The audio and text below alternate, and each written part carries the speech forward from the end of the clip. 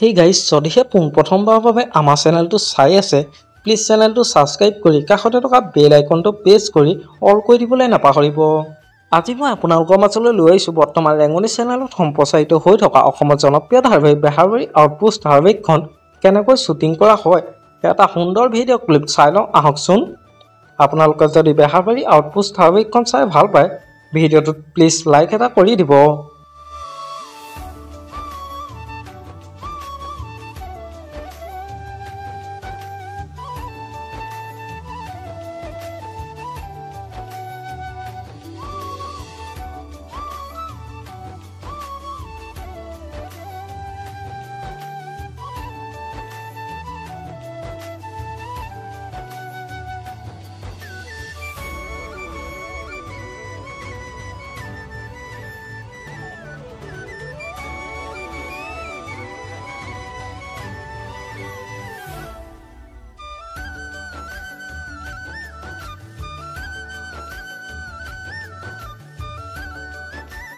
আমাৰ আজি ভিডিঅ'টো আছিল ইমানেই। আজিলৈ বাই বাই।